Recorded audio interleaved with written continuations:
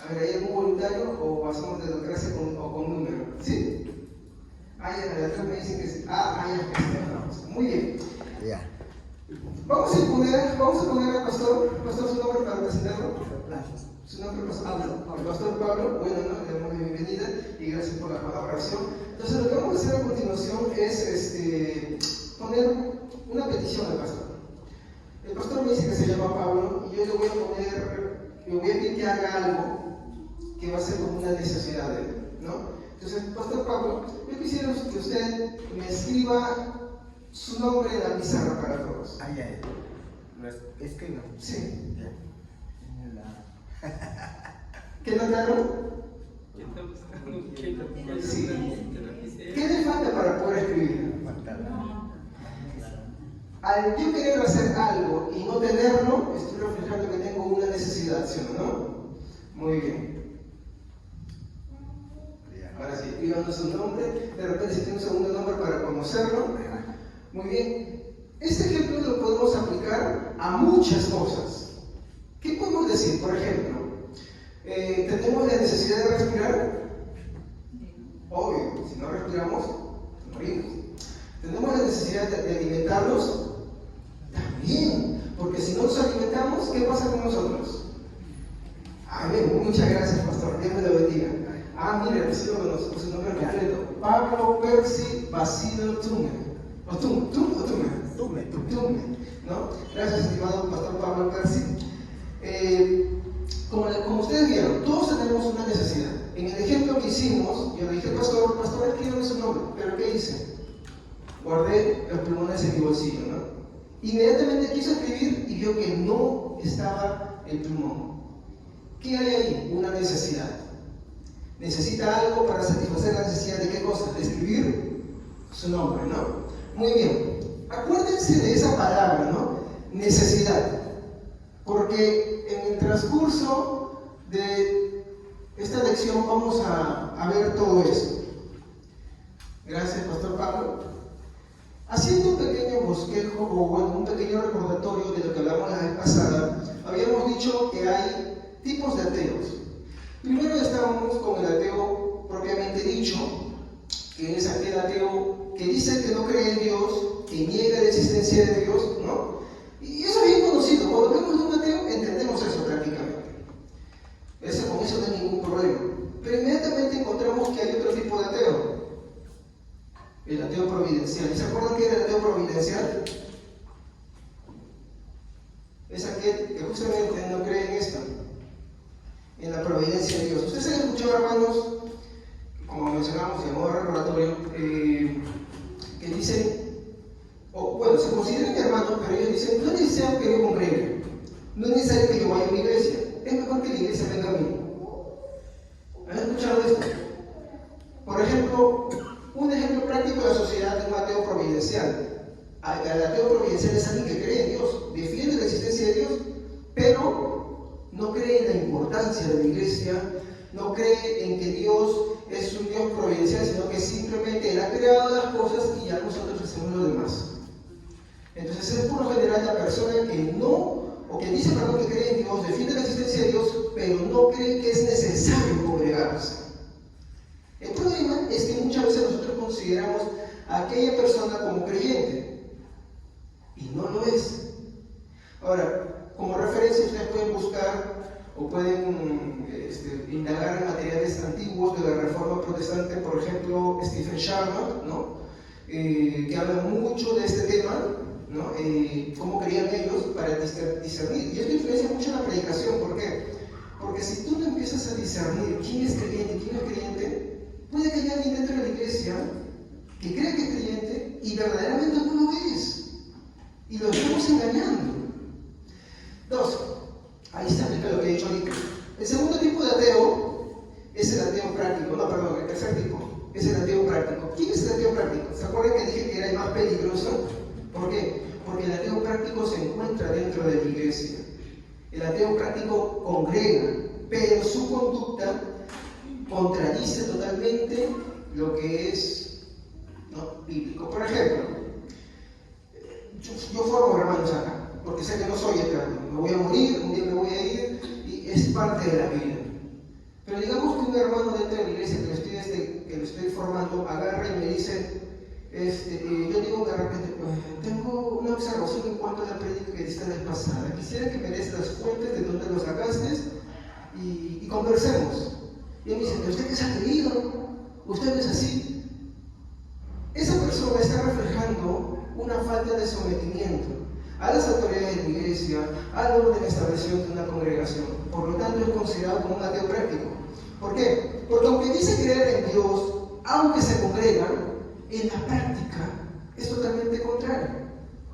Como habíamos mencionado una frase de Stephen Sharp en la pasada, que decía, algo que se creía mucho en ese momento y que debería creerse hoy en día, que una persona que congrega muy bien puede tener una cabeza cristiana y un corazón ateo. Y eso es peligroso. ¿Por qué? Porque como dice Tito 1:16, con la boca decimos que amamos a Dios, pero con nuestros actos lo negamos. Estoy haciendo un resumen, para los que quieran un poquito ver un poco más amplio, la prédica ya lo subí a internet, ¿no? Y ahí lo pueden buscar, está en el Paseo de la Fraternidad sobre el tema que dimos, ¿no? Eso es a un modo chiquito y rápido sobre lo que hablamos de los tipos de ateo. Importante en estos días para predicar. Creo algo, y yo soy consciente, he sido ateo muchos años de mi vida. Esta semana justamente estaba leyendo un libro que se llamaba Ateísmo Cristiano, y de verdad tiene mucho que ver con nuestra vivencia hoy en día. ¿En qué sentido? En que decimos que creemos en Dios, pero no oramos.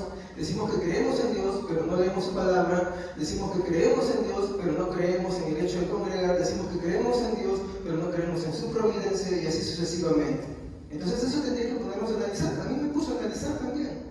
Y la frase que me remató fue un sermón que vi de Spurgeon que decía, ¿no? Qué triste es perderse bajo la sombra de un altar, pero mucho más terrible es que estando sobre el altar y predicar a una congregación, termine perdido. Y es verdad o no es verdad, porque en el día postrero, nuestro Señor Jesucristo, algunos les dirá, apartados de mí, nunca te conocí.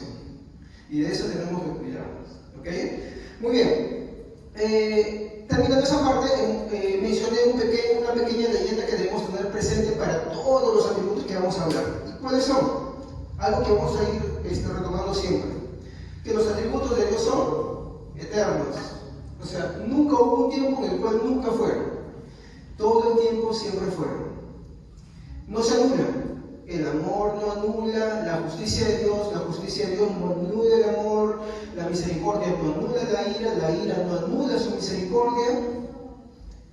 Importante, para poder entenderlo. Los atributos no glorifican al hombre, nunca lo van a hacer. Los atributos glorifican a Dios porque describen a Dios como Él es. Cuando, por ejemplo, usted me describe a mí, o alguien me describe a usted, si le da otras características, ya no es usted. De esa misma manera, los atributos de Dios hablan de Dios mismo. ¿Y qué hacen? Glorifican a Dios porque son sus perfecciones, son sus características. Podemos decir entonces que los atributos de Dios son Dios mismo. Porque, por ejemplo, cuando Él hace una referencia y dice Dios tiene amor o es amor, es amor. Nosotros tenemos, Él no tiene, Él es. Pero de la misma manera, Él es también sus otros atributos.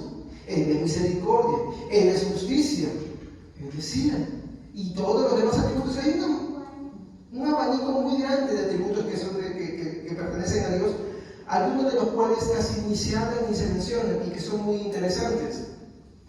Y otro muy importante, ¿no?, es que los atributos de Dios son al mismo tiempo. ¿Cómo es que el amor se manifiesta con la justicia, la ira, la misericordia, la bondad, la simplicidad? ¿Cómo es que todos esos atributos, y hay más todavía, se pueden manifestar todos al mismo tiempo?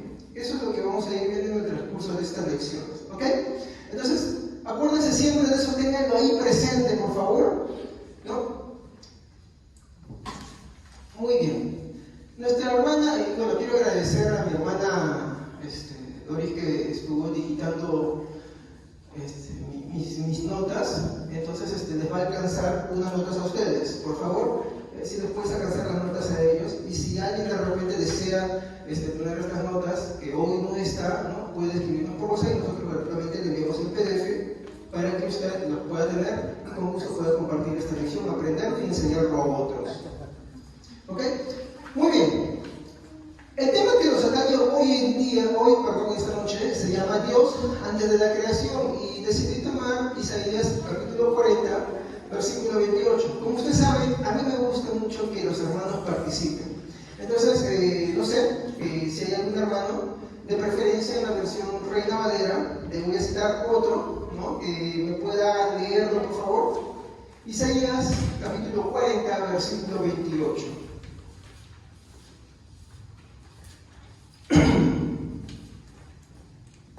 A ver, ¿quién me puede ayudar? Isaías 40, 28. Tengo que el texto, pero yo voy a leer otra versión, la que tienen apuntado ahí, la versión internacional, y queremos compararla con la versión Reina Valera. 28, Sí, capítulo 40, versículo 28. Amén. ¿No has oído que el Dios eterno es Jehová, el cual creó los confines de la tierra? No desfallece ni se fatiga con cansancio, y su entendimiento no hay quien lo alcance. Muy bien, gracias, estimado hermano. Algo que quiero aclarar, como mencionamos la vez pasada, al empezar a hablar de los atributos de Dios, vamos a encontrar una complicación. Y es que no vamos a hablar de nosotros. Vamos a hablar de Dios tal como Él es, y para eso tenemos que tomar referencias demasiado de la Biblia. ¿Ok? Entonces, es más fácil hablar de nuestras experiencias, es más fácil hablar de lo que pasamos nosotros, pero cuando hablamos de Dios, hay un punto hasta el cual podemos ir y más allá no. Por ejemplo, el tema, ¿qué era de Dios antes de toda la creación? ¿Cómo era Él? ¿En qué estaba Él? ¿Qué hacía Él? Y bueno, voy a recitar el mismo texto, pero en la nueva versión internacional. Me gusta cómo dice, se lo voy a leer, que empieza con una pregunta y dice: ¿acaso no lo sabes? ¿Acaso no te has enterado? El Señor, y toda la atención dice acá, el Señor es el Dios eterno, creador de los confines de la tierra, que no se cansa ni se fatiga, y su inteligencia es insondable. ¿Qué nos está mostrando acá? Para empezar, nos dice que Dios es eterno. Nosotros conocemos de la existencia del hombre a partir de lo que Génesis nos dice, ¿no? Y en el principio Dios creó los cielos y la tierra. Cuando leemos el Génesis y vemos a Dios como el autor de toda la creación, ¿qué entendemos? Rápido, ¿no? Que Dios es creador, ¿no? Que Dios es el creador de dos tipos de existencia. Entonces, cuando nosotros vemos las dos cosas que Dios creó, cuando vemos las dos cosas que Dios creó, creo que un texto que nos puede ayudar es Colosenses 1:16. Y ahí vamos a ver los dos tipos de cosas que Dios creó. Colosenses 1:16 nos va a mostrar dos tipos de creación que Dios hizo al inicio de todo. En la primera, sí, si alguien lo tiene, me ayuda para leer. Amén, amén. Colosenses 1:16, ¿no? Sí, sí. En el nombre del Padre, el Hijo y el Espíritu Santo. Porque en Él fueron creados todas las cosas, y las que hay en los cielos, y las que hay en la tierra, visibles e invisibles, sean tronos, sean dominios, sean principados, sean potestades. Todo lo fue creado por medio de Él y para Él. Amén. Amén, muchas gracias. Vemos dos tipos de creación. Una es material y la otra es inmaterial. Cuando hablamos de lo material, ¿a qué nos referimos? Por ejemplo, los seres humanos, por ejemplo, la vegetación, el mar, todo lo que habita en ella, los cielos, lo que la vuela, ¿no? Los planetas, el sistema, etcétera, etcétera. ¿Qué es material? Todo aquello que yo puedo tocar y percibir con mis sentidos. Cuando Dios inició su creación, ¿qué dijo? Hágase la luz, descúbrase la seca, produzca el agua, produzca la tierra. Entonces empezó a hacer una serie de cosas. Y en esa serie de cosas, si nosotros nos ponemos a analizarlo bien, vamos a encontrar que era ser un tipo de creación material. Pero también otro tipo de creación inmaterial. ¿Y qué es lo inmaterial? Todo aquello que no se puede tocar. Por ejemplo, los ángeles. Los ángeles no son eternos. Los ángeles fueron creados en un punto. Por eso nosotros estamos en contra de los testigos de Jehová que dicen, ¿qué cosa? Jesús es un ángel. Gran parte de la facción adventista también cree eso. El problema es que si yo digo eso, yo ya estoy saliendo de los parámetros de lo que es una doctrina sana. Ya no es correcto. Jesús, la Biblia dice que Él es Dios y es Dios eterno. En el libro Apocalipsis dice, yo soy el alfa, yo soy el omega, yo soy el principio, yo soy el fin. Entonces, no podemos comparar a Jesús con un ángel. No podemos comparar a Jesús, mi hermano, con esas categorías. Ahora, no es lo único, ¿no? Los demonios también fueron creados. Hoy en día, muchos se creen, por ejemplo, cuando hablamos del diablo, ¿no? Y se le pone la categoría de dos niveles de fuerza, ¿no? Está el diablo por acá y está Dios por acá y ambos están en una batalla. Y no es así. Cuando vemos la Biblia no vamos a encontrar eso. Vamos a encontrar un ser caído, un ser que desprecia la gracia de Dios, pero que conoce a Dios y le teme y obedece, porque no le queda de otra, porque tiene que hacerlo, ¿no? Pero que no es igual que Dios. Pero nuestra mentalidad muchas veces está así. Y tenemos muchos servicios que yo también los he hecho, en las cuales más hablamos del diablo que hablar de Dios. Y nuestras predicaciones tienen que ser siempre cristocéntricas, tienen que exponer a Cristo. Entonces, el diablo es un ser creado, no es eterno. A veces también le damos cualidades divinas al diablo, por ejemplo, como que él es poderoso para hacer ciertas cosas. Y no. ¿Y qué bueno? Que el diablo es un ángel. ¿Y qué es lo que puede hacer un ángel? Un ángel tiene limitaciones, tiene ciertas cosas que hace. No puede hacerlo todo, pero ese sería ya otro tema y no quiero ir más allá todavía. ¿Ya? Muy bien, no es lo único. Por ejemplo, la gravedad. La gravedad la puedes tocar, pero existe. Si no, estaríamos disparados y podemos ir agarrando un montón de cosas que son inmateriales que Dios creó también. Entonces, hay dos categorías de cosas que Dios creó, ¿no? Que son material e inmaterial. Muy bien. Cuando, por ejemplo, hablamos de lo que Dios ha creado, entonces siempre nos referimos a Dios como el creador de todo, el que hace todo, del cual, mi hermano, es digno de adoración, es digno de alabanza a Dios. Por eso se le honra, porque Él es el creador de todos nosotros, ¿no? Entonces, en este mismo sentido, vamos a ver un texto que nos va a hablar sobre esto. Salmos, capítulo 90, versículo 2. Este es un salmo peculiar porque es un salmo de Moisés. Recordemos, todos los salmos no fueron escritos por David. Una parte fue escrita por David, otra parte fue escrita por los hijos de Coré. ¿Saben quiénes eran los hijos de Coré? Coré es aquel que se rebeló en el desierto, al cual la tierra se lo tragó. Pero sus hijos sobrevivieron. Y sus hijos pusieron uno de los más hermosos que decía: prefiero habitar yo, dice, ¿no? En morar bien que habitar en las tiendas del mal. Eran poetas. Que lo vivieron, pues. Sí, sobrevivieron, no murieron por sus padres. Miren, increíble. Bueno, entonces, eso para decir que los salmos están compuestos también por otras personas. Salmos 92. A ver, ¿quién me puede ayudar, por favor? Salmos 92. Amén. Antes de que nacieran las montañas, antes de que dieras vida a la tierra y al mundo, desde el principio y hasta el fin, tú eres Dios. Muy bien. ¿Qué está haciendo acá Moisés? Moisés exalta a Dios como creador. Antes de la creación, ¿no? Ex nihilo, y ahí tienen sus notas, ex nihilo, que es creación de la nada. Nosotros creemos en la creación ex nihilo, que Dios de la nada creó todo, por el poder de su palabra, por el poder de sus decretos, ¿no? Entonces, acá hay un análisis que estuve tomando después de estudiar este versículo. Es las siguientes afirmaciones que Moisés hace, lo tienen en sus notas. Moisés afirma, ¿no? Literalmente que Él es Dios. Él dice, tú eres Dios, ¿ok? Muy bien. Algo que Moisés, y quiero enfatizar acá, es que él dice, no es que tú fuiste o que tú eras.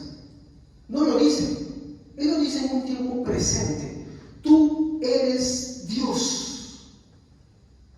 No es que tú en el pasado fuiste Dios o tú serás Dios. No, él dice, tú eres Dios. Moisés entonces está afirmando acá que Dios es Dios, y acá viene lo importante, en tiempo presente. Esto del tiempo, mi hermano, es importante comprenderlo. Eso es lo que vamos a abordar ahora, ¿no? Entonces, Dios, mi hermano, es Dios siempre y para siempre fuera de la barrera del tiempo. A veces tenemos la concepción de que Dios está atrapado como nosotros en el tiempo. Por ejemplo, yo estoy hablando ahorita, ¿ya? ¿Y qué pasa? Que lo que dije hace un momento, cuando me presenté, ya es tiempo pasado. Y esto es el presente. Pero ahorita lo que estoy diciendo pasa a ser mi pasado. Y vivo así, ¿no? Va avanzando, como el reloj, no va retrocediendo. Lo que digo, lo que hago, lo que expreso, va a pasar un tiempo pasado. ¿Me equivoco o no? Muy bien. Pero les pregunto acá, ¿será lo mismo con Dios? Ahí está el punto. A veces tenemos presente de que Dios está igual que nosotros, atrapado en el tiempo y que Él está corriendo por el tiempo, ¿no? O sea, digamos que este es el tiempo, está en una línea, está corriendo para acá y nos yo no soy bueno dibujando, mis monigotes son así simplemente, ¿ya?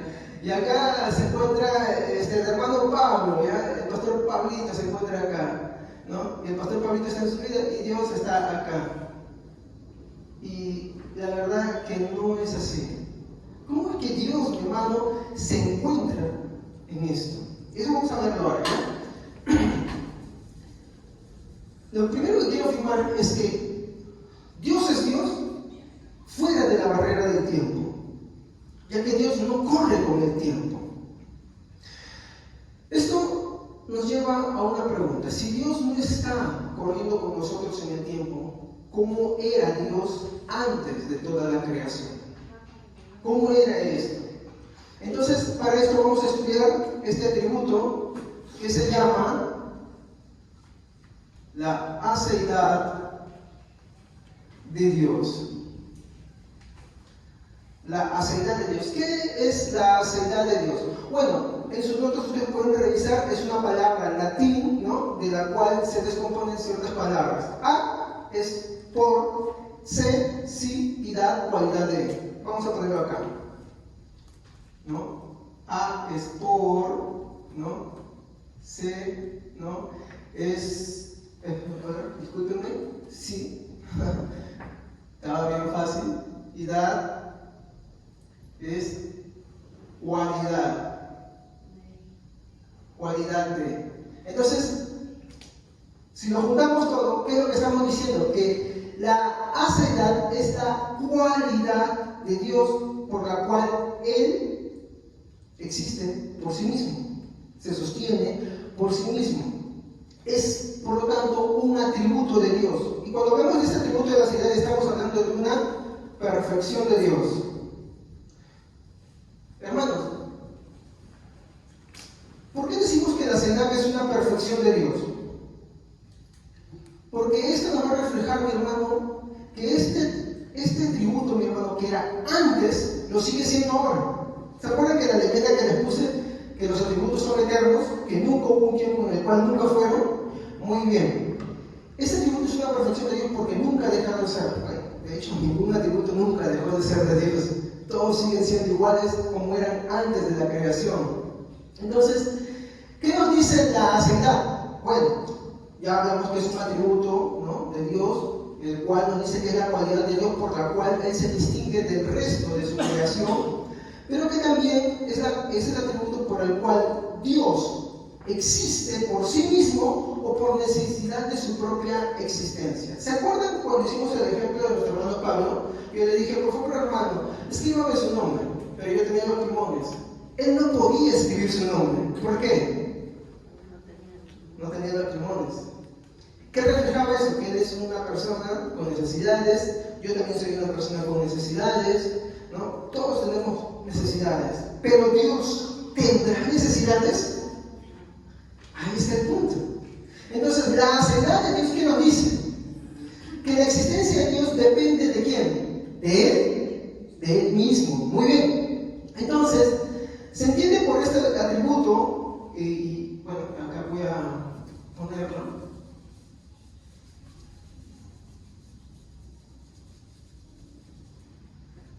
Que Dios, en primer lugar, es autoexistente.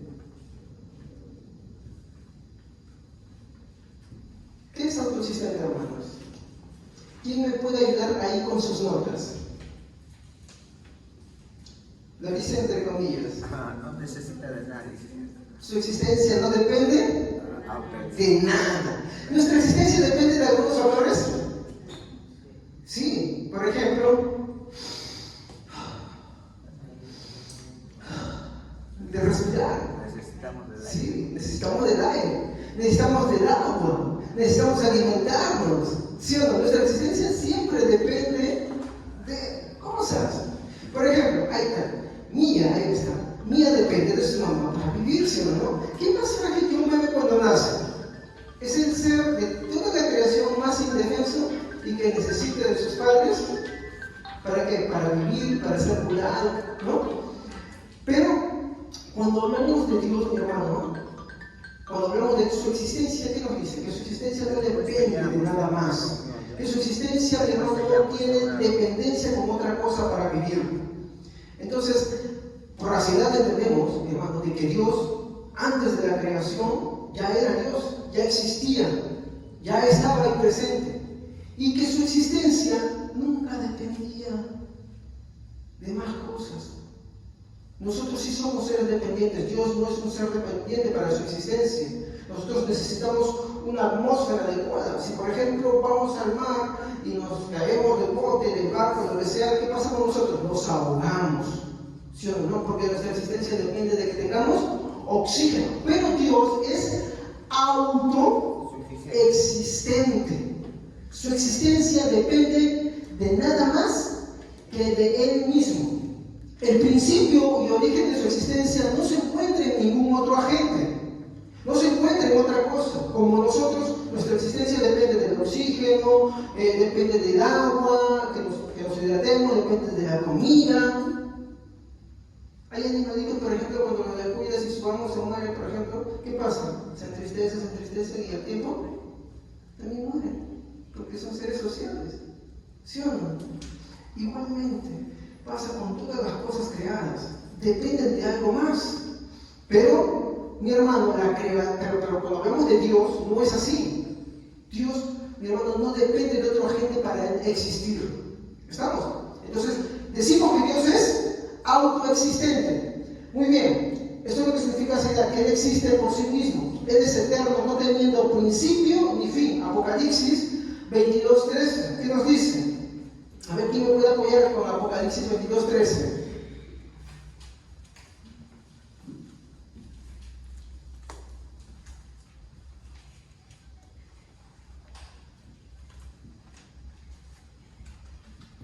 Amén.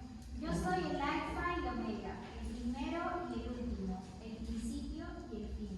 Muy bien. ¿Ven? ¿Qué dice? Que yo soy el principio y el fin. Ya nos vamos a aclarar qué significa ese texto, pero como voy diciéndoles, Él dice que el principio se encuentra en ¿quién? En Él. Y el final también en Él. ¿Por qué? Porque su existencia no depende de nada más que de Él mismo. Ahora, otra cosa más. ¿Qué más es asegurar? Asegurar es que Dios es autosuficiente. Es decir, que Él no tiene necesidades. Nuestra existencia de nosotros es dependiente de ciertos factores. La de Dios no. Nuestra existencia, mientras que peregrinamos en esta tierra, está basada en muchas necesidades que tenemos. La existencia de Dios no depende, mi hermano, el que Dios, mi hermano, esté presente no depende, mi hermano, de que tenga necesidades. Él no tiene necesidades. Por ejemplo, yo tengo, como dije hace un momento, necesidades de comer. Yo puedo aguantar un día de comer, pero no puedo aguantar una semana sin comer. ¿Dios necesitará eso? No, porque Él es autosuficiente. Ahora, usted me dirá, ¿qué tiene que ver esto? Tiene mucho que ver con la forma en cómo creemos, cómo adoramos también y cómo nos presentamos ante Dios para adorar. Porque hay varios errores que a veces cometemos, ¿no? Entonces, cuando decimos que Dios es autosuficiente, lo que estamos diciendo es que Dios no tiene necesidades, que Él depende de sí mismo, por lo tanto, Él no necesita de nada. Y acá viene algo que de repente no les vaya a gustar. Él no necesita nada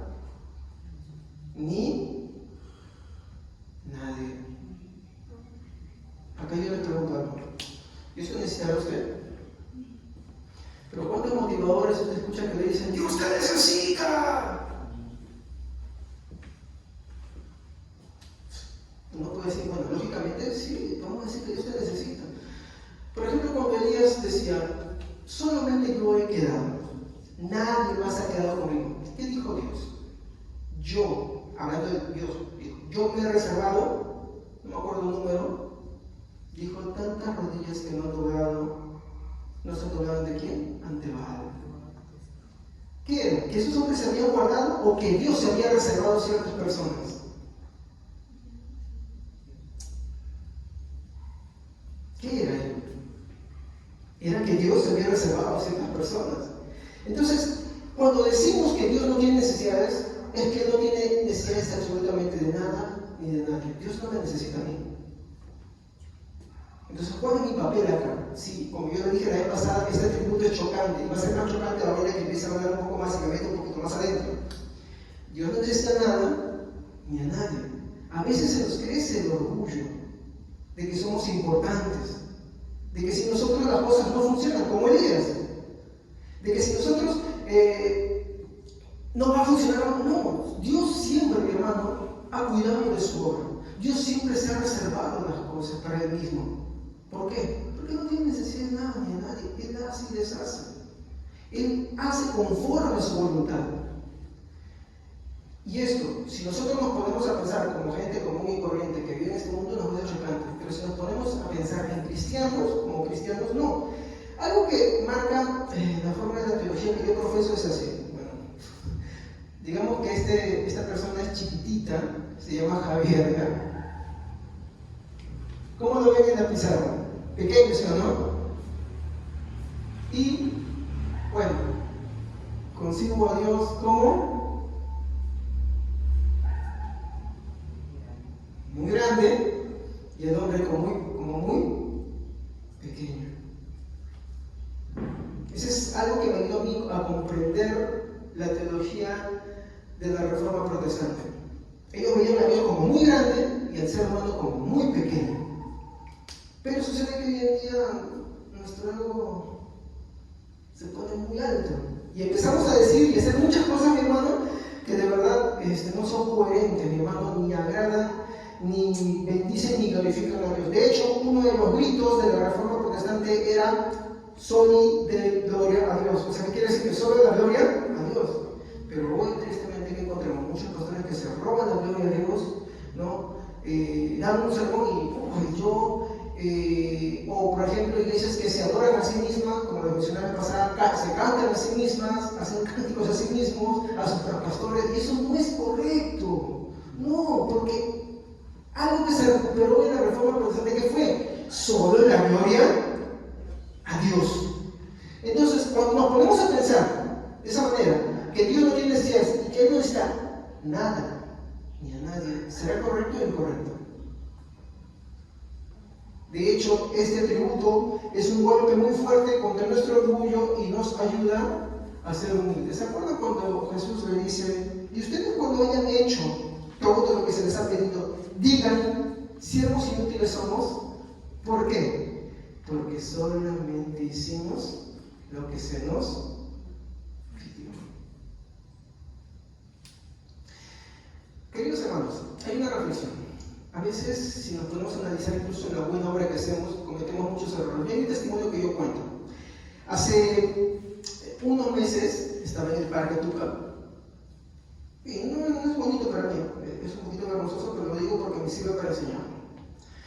Estaba en el parque, estaba con mi hijo, y dije, voy a ir a la zona de videos. Y había una mujer que estaba vendiendo pues, caramelos y estaba con su hijito.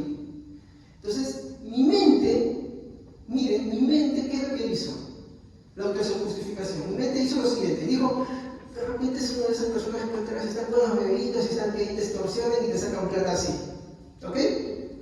Entonces yo voy a la tienda, como digo, esto es vergonzoso para mí, pero me sirve para ayudarlo, porque mejor no me sirve hacer pinturas que no son de mí. Voy a la tienda y no hay. Pero cuando estoy retirándome, Dios me hizo sentir muy, muy mal. ¿Por qué? Porque yo tenía dinero. ¿Y qué hice? Quería ir a la tienda de videos. Quería buscar una película.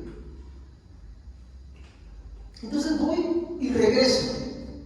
Ya, movido arrepentimiento, voy y regreso y encuentro a la señora. Entonces agarro y saco unos soles, ¿no? Y se lo entrego. Y después, cuando me estoy retirando, supuestamente yo contento porque hice lo bueno, avanzo y me doy cuenta de algo. Yo tenía más dinero y podía hacerlo.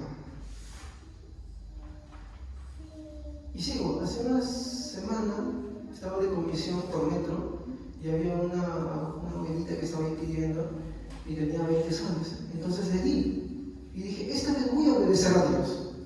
Y le di los 20 soles. La señora me bendijo, por ahí no quiero tu familia, no te preocupes. Pero inmediatamente me estoy yendo y ¿qué pasa?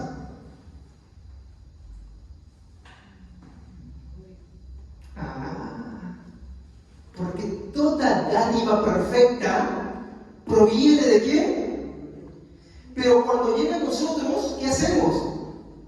La malogramos, la arruinamos. Por ejemplo, ¿qué dice la Biblia sobre la ley? La ley es perfecta y santa, ¿sí o no? Pero la ley me condena. ¿Y por qué te condena? Porque nosotros la corrompemos y la malogramos. ¿Me comprenden?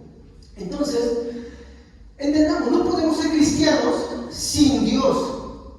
No podemos vivir, hermanos, vivir nuestra vida cristiana sin que Dios a cada rato nos esté inundando de cosas buenas. Por lo general tenemos, mi hermano, la tendencia, incluso lo bueno que Dios nos da, a veces lo vamos a lograr si nos analizamos. Por eso es que Juan en su epístola dice, no, Dios es luz y ninguna tinieblas hay en él. Si decimos que no hemos pecado, le hacemos a él mentiroso y su verdad no está en nosotros. ¿Qué nos dice esto? Que por más que somos cristianos, tenemos muchos años en el Evangelio, seguimos cometiendo cosas. Y aún las cosas buenas que tenemos las vamos malogrando. Efesios 2, 8, 9, ¿qué nos dice? Que por gracia ¿qué cosa es? Un favor. Dice, por gracia sois salvos. Y esto no de vosotros, no es de vosotros. La gracia y la fe son dones que Dios nos imputa. No es que nacen de nosotros, sino que Dios tuvo misericordia y nos la dio, no por algo que hicimos. Entonces, entendamos esto. Dios no tiene necesidad de nada, ok, dos cosas, pero tampoco tiene necesidad de nada, de nadie. Y eso nos ayuda a qué cosa? A enfocarnos como personas que debemos presentarnos de manera humilde todo el tiempo. Señor, toda la gloria sea para ti. Toda la honra sea para ti. Líbrame de llevarme cualquier honra, incluso cuando hable de ti, cuando haga lo bueno. Y si nos analizamos, vamos a ver que muchas cosas dentro de nosotros no son acordes a Dios. Y por eso tenemos que ir todo el tiempo en arrepentimiento. Algo de lo que le acusaban a Martín Lutero, decía la locura de Martín Lutero, es que pasaba en el confesionario horas y horas. ¿Y qué le decían? Martín, no vengas por tonterías. Porque él decía, ¿cómo es que el hombre puede ser justificado siendo como él es? Entonces yo le invitaría a usted que se analice todo el día. En las cosas buenas que hace, vea lo malo que está ahí dentro del hombre, queriendo contaminarlo, malogrando, de una forma u otra. La primera empieza con el orgullo. Siempre. En un ápice, en aquito. Por eso siempre debemos ir a Dios en arrepentimiento, todas las veces. No hay ningún día que no le fallemos a Dios. De hecho, ser santos es comprender que el pecado está a un nivel más profundo que lo que el mundo piensa. El mundo piensa que solamente fornicar, adulterar, bueno, fornicar viene de tarde, adulterar, asesinar es malo. No. Hay cosas que son como malas. ¿Cómo le dije la pasada? ¿Odias a tu hermano? ¿Le tienes cólera? Especialmente ese que te hace la vida difícil dentro de la iglesia. Culpable eres de asesinato, dice la Biblia. No hace falta ni siquiera que lo digas.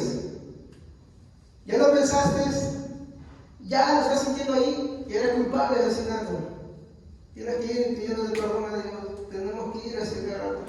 Yo soy muy renegón. Tengo que pedirle perdón a Dios cada rato, que al instante, Señor, ayúdame, no me dejes así, ten misericordia de mí. ¿Qué te hace eso? Dependiente de Dios. Así es como Dios quiere que vivamos. Por eso Jesús dijo, ¿no? Que todo pámpano que no está encarnado en él, bueno, simplemente no lleva fruto. Continuamos.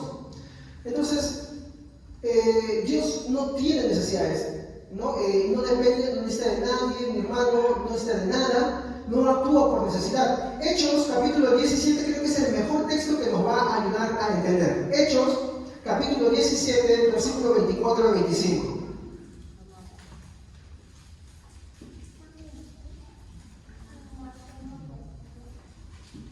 Hechos, a ver, ¿quién me puede ayudar?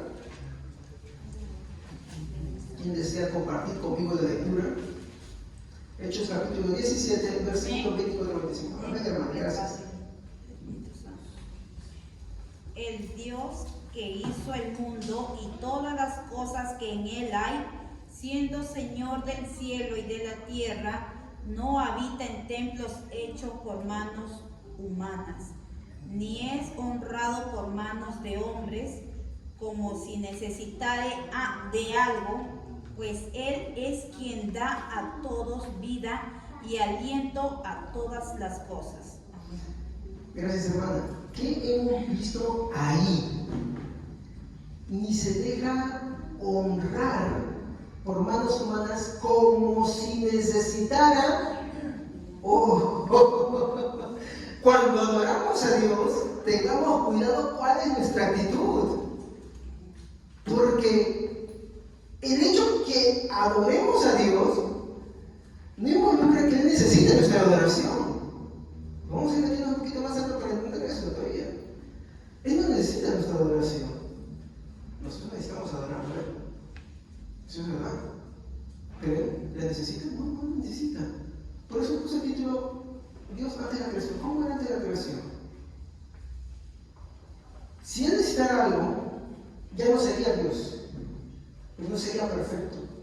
Ya no podría suplir la necesidad de todos. Por eso Él es un Dios autosuficiente, sin necesidades. Entonces, Génesis 1:1, y acá sí, creo que la mayoría de las versiones dice, en el principio creó Dios los cielos y la tierra, ¿sí o no? Me gusta mucho cómo la nueva versión internacional dice, y miren, dice de esta manera. Mientras que otras versiones dicen, en el principio creó Dios los cielos y la tierra, la nueva versión internacional, capítulo 1, versículo 1, dice, Dios. En el principio.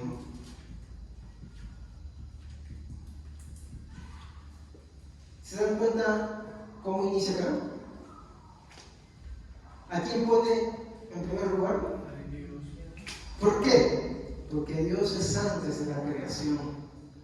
Dios en el principio. Y la pregunta es acá, ¿no? ¿Cómo estaba Dios antes? ¿Cómo estaba Él? Antes, por ejemplo, del hombre. Antes de los ángeles. ¿Cómo estaba Dios antes del hombre, antes de los ángeles, antes de la creación? ¿Cómo estaba Dios?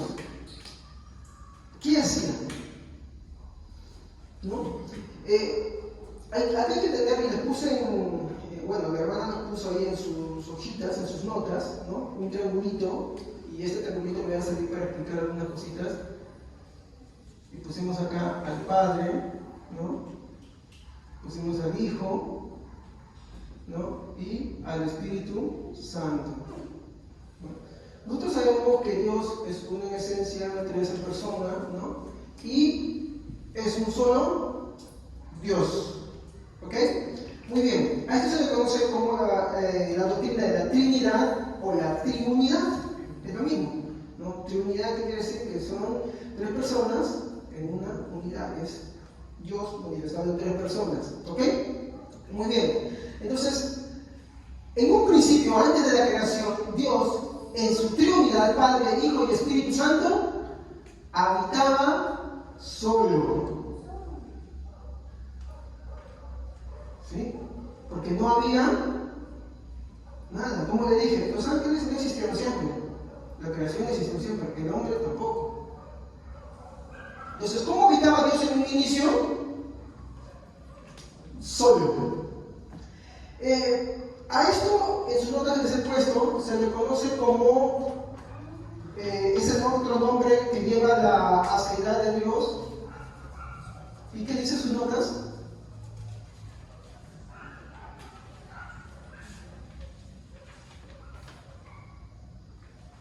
conoce como la soledad de Dios.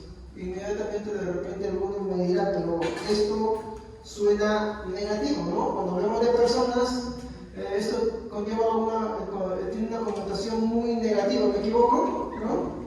Cuando esa persona está sumergida en la soledad, ¿no? ¿Por qué? Porque las personas somos seres sociables, necesitamos siempre de alguien a nuestro lado, que sean mamás, sean papás, hermanos, familias, siempre, ¿no? Cuando estamos solos por lo general, ¿no? ¿Qué pasa? ¿No? Nos sentimos vulnerables, débiles, tristes, muchas cosas, etc. ¿Ok? Pero cuando hablamos de Dios como un Dios autoexistente y especialmente como un Dios autosuficiente que no tiene necesidades, esto cambia. Ya no es algo negativo. ¿Por qué? Porque al ser Dios autosuficiente, Él no necesita de nadie más. Él solamente se necesita a sí mismo. Y en sí mismo está completo. En sí mismo es perfecto. En su triunidad Él es perfecto. ¿No? Por eso esta doctrina de la aceidad de Dios se le conoce también como la soledad de Dios. Entonces, ¿qué nos enseña esa doctrina? Que antes del principio, sus notas nos dicen ahí, que no había cielo que manifestara su gloria, ¿no? Porque los cielos son a partir de que Él dijo, ¿no? Ah, es claro. Sepárense, ¿no? Las aguas de las aguas, ¿no? Aparezcan las lumbreras, los cielos, eso. No había cielo, mi hermano, que manifestara su gloria. No había tierra que ocupase su atención. ¿Qué más? No existían ángeles que lo exaltasen. Nosotros sabemos que los ángeles cumplen la voluntad de Dios. ¿Estamos? Que lo exaltan también, ¿sí o no? Cuando vemos, por ejemplo, en la misión de, creo que Ezequiel, en vez de serafines que decían santo, santo, santo es el Señor, ¿sí o no? Muy bien, manifiestan la gloria de Dios. Exaltan la gloria de Dios. Pero antes de la creación no había ángeles. ¿Me equivoco? Entonces, acá te hago una pregunta. ¿Dios necesitaba de ángeles para que lo adoren? No. Porque es un Dios autosuficiente. No tiene necesidades. Entonces, en la eternidad pasada, como hemos dicho hace un momento, no había nada ni nadie. ¿Qué más? En la eternidad pasada su existencia no dependía de nada más que del mismo. Eso no ha cambiado ni cambiará. Antes de que existiese una creación, ¿no? Acá estoy poniendo la tierra, discúlpenme, yo no soy muy bueno dibujando, ¿ya? Antes de que todo fuera creado, cuando Dios estaba ahí, mi hermano, Él sigue siendo Dios. No había nada que ocupara su atención, no estaban los ángeles que lo adoraran, y Él seguía teniendo toda su gloria, toda su perfección. No había nada. Y Él era Dios. Muy bien. Cuando Dios estaba solo, y esto sí quiero que me entiendan, y eso lo ves un momento, hay algo que enseño que se llama esto. No existía el tiempo. ¿Cuándo empezó a existir el tiempo, queridos hermanos? Exacto. Génesis 1:1 nos narra Dios en el principio. Mi hermano, el tiempo, mi hermano, solo existe dentro de el espacio, ¿no? Exacto. Solamente empezó a existir cuando, mi hermano, Dios empezó su creación. Por eso es que, por ejemplo, cuando tenemos versículos como Apocalipsis 22:1, ¿qué nos dice? Yo soy el principio. A ver, revisemos, de repente me estoy equivocando. A ver, vayamos a la Biblia. ¿No fue cuando pecó Adán y Eva? En su tiempo de perfección. No, hablamos de que el tiempo empezó a existir cuando Dios inició su creación. O sea, por ejemplo, Él agarró y dijo, hágase la luz. Ahí empieza. Y Él dijo, haya lumbreras. Y ahí empieza a continuar el tiempo. Hágase el hombre. Continúa el tiempo. Porque para que el tiempo exista, mi hermano, tiene que haber, mi hermano, también materia. Tiene que haber un espacio. Y antes, ¿qué cosa había? Hay un atributo de Dios que se llama la omnipresencia. ¿Qué es la omnipresencia? Que Dios está en todo lugar, lo llena todo. ¿Ya? Hoy vamos a explicar eso. A ver, vamos a esta primera. Vamos a Apocalipsis, por favor, primero. A ver, ayúdenme con eso. Apocalipsis 22:1. ¿Qué es lo que dice?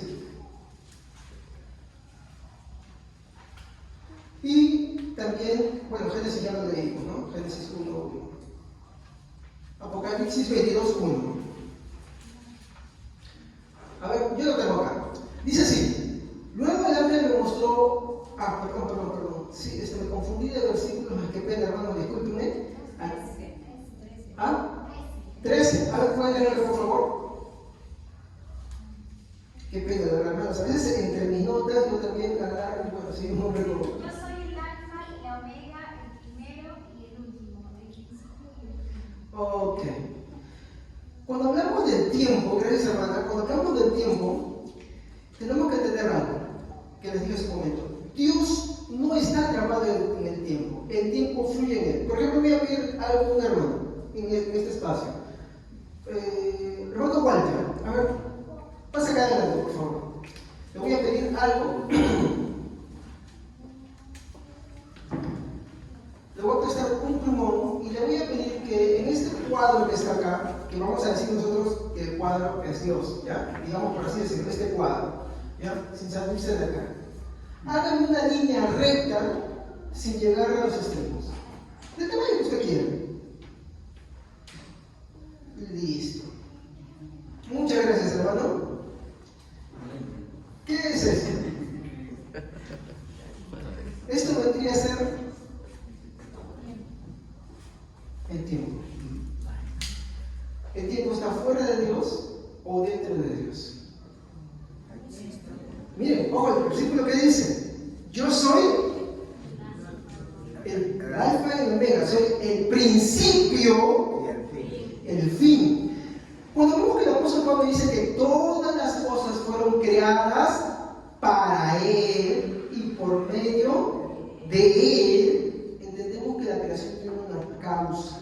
Y esa causa es que el Padre crea todas las cosas para su Hijo. Dentro de esa creación también está el tiempo. Entonces, el tiempo, no es que Dios esté metido en el tiempo, sino que el tiempo está metido dentro de Dios. Dios no corre por el tiempo. No está atrapado como nosotros en el tiempo. El tiempo está dentro de Dios. Él lo controla. Y nada, vamos a citar versículos para eso, que nos van a ratificar esto.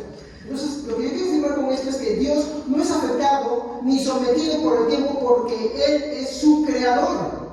Al ser su creador, Él determina y fija el tiempo. Miren, vamos a ver Hechos 17:26. De repente alguno dirá: pero esto es medio rebuscado. No es rebuscado, no se preocupe. Hechos 17:26. Si alguien lo tiene, puede leerlo, si no, yo no lo leo. Dice así: de un solo hombre hizo todas las naciones para que habitaran toda la tierra y determinó los periodos de su tiempo y las fronteras de sus dominios. ¿Cómo dice la versión Reina Valera?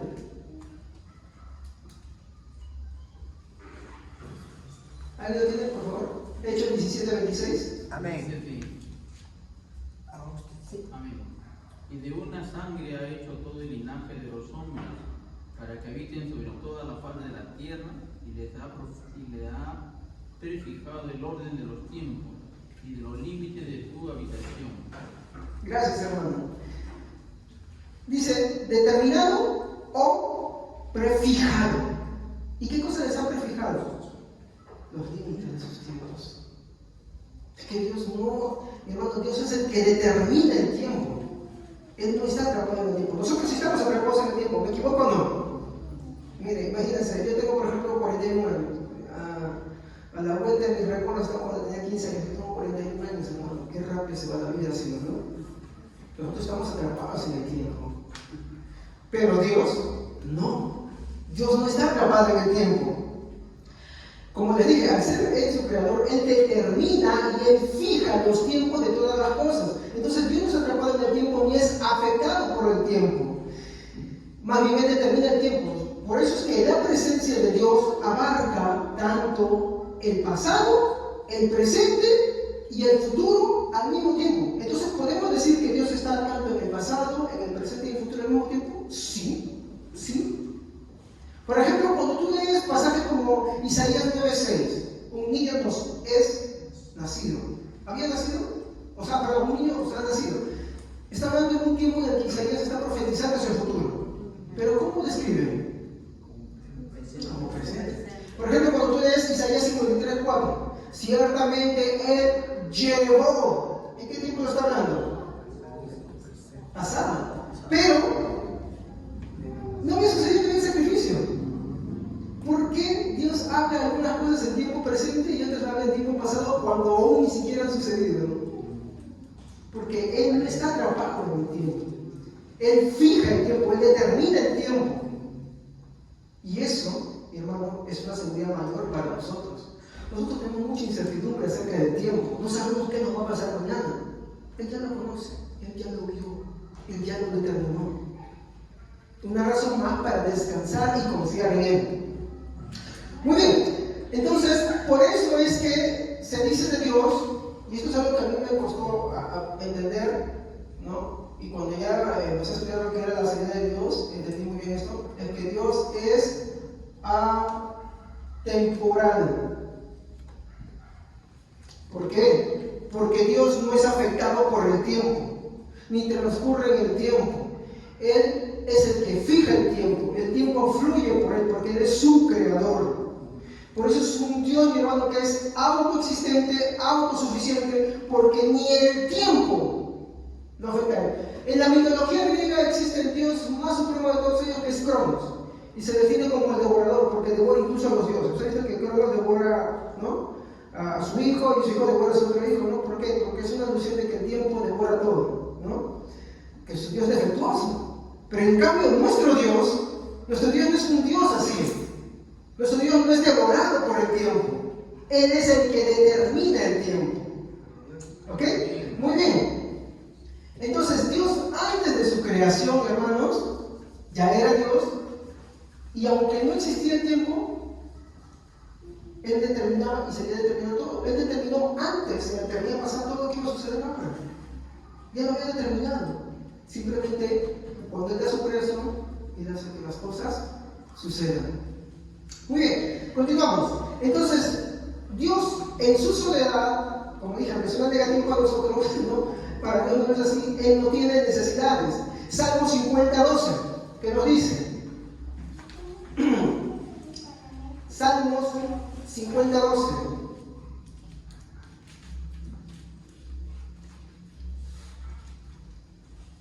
Si yo tuviera hambre, no te lo pediría, pues mío es el mundo y todo lo que contiene. No nos está diciendo que Dios tiene hambre, pero ¿qué nos está diciendo? Que Dios, al ser su creador, si Él tuviera necesidad de algo, ¿nos la pediría? No, dice, simplemente no. Él es el creador de todas las cosas y no tiene necesidad de ellas. Y si Él, y está haciendo una figura literaria, está diciendo que simplemente si tuviera algo, no nos la pediría a nosotros, porque no necesita de nosotros para eso. Muy bien, Hechos 17:24, es un texto que ya leímos. Dice, el Dios que hizo el mundo y todo lo que hay en él es Señor del cielo y de la tierra, y no vive en templos construidos por hombres, ni se deja servir por manos humanas como si necesitara de algo. ¿Qué es lo que está diciendo? Que Él no es incluso de los templos. Nosotros necesitamos el templo ¿para qué? Para congregarnos, para reunirnos, para adorar a Dios, ¿no? Para tener esa libertad para adorar a Dios. Pero Dios la necesita, no la necesita. Muy bien, ¿no? Seguimos. Esto va a sonar un poquito de repente fuerte, pero quiero que lo analicemos bien. Tiene que ver con que Dios es autosuficiente. Y es que Él no gana nada con nuestra adoración. ¿Cuántas veces hemos escuchado de que sí, tenemos que, no estoy diciendo que no lo veremos, ¿sabes? Nosotros tenemos que adorarle a Él porque Él es digno de toda adoración. ¿Estamos? Quiero aclarar eso. Pero hay que ser claros. Él no gana nada con nuestra adoración. Ustedes piensan que Él gana algo. Miren lo que dice Nehemías 9:5. A ver, vayamos al Antiguo Testamento. Nehemías.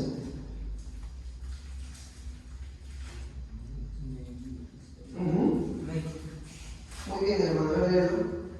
Luego los jefes de los levitas, Jesúa, Cadmiel, Mali, Asadías, Serebías, Jodías, Semaías y Benaías llamaron al pueblo: levántense y alaben al Señor su Dios, porque Él viene desde la eternidad hasta la eternidad. Entonces oraron: que su glorioso nombre sea alabado, que sea exaltado por sobre toda bendición y alabanza. ¿Qué es lo que vemos ahí en ese versículo? Tenemos que tomarlo con detenimiento. Cuando hace la exclamación dice: vamos, bendigan al Señor su Dios, que es desde ahora y para siempre. Está hablando de la eternidad de Dios. Y miren lo que dice: bendito sea Señor, sea exaltado tu glorioso nombre. Y miren esto, ¿qué está por encima de su nombre? Dice que está por encima de toda. ¿Qué dice sus Biblias? ¿Su nombre está por encima de qué? En sus Biblias. Nehemías 9:5. Que está por encima de toda bendición. Que está por encima de toda alabanza. Así está. Está por encima de toda bendición. Está por encima de toda alabanza. Su nombre, el nombre de Dios, está por encima de todo. Por encima de la alabanza que nosotros podamos brindarle a Él. Y superior. Entonces tenemos que ponernos a pensar cuando hagamos, y no sé si está mal lo que tocan, ¿no? Pero hay muchos hermanitos que cuando tocan, ya tocan como si fueran, ¿no? Los más malos, no sé, se creen cantantes del momento, ¿no? Que están entrando y que, oh, miren, ahí entra el adorador, ¿cómo saben lo que cantar? Yo debería ponerse a pensar que Dios no gana nada con su adoración. ¿Qué hace ese atributo? ¿Estás dando cuenta a qué estoy atacando? Porque esta me enseña ese atributo. ¿Qué está atacando? El ego. Exacto, el orgullo. ¿Es importante esto? Sí, porque va a entrar también y influencia mucho el tema cuando predicamos la salvación. ¿Sí?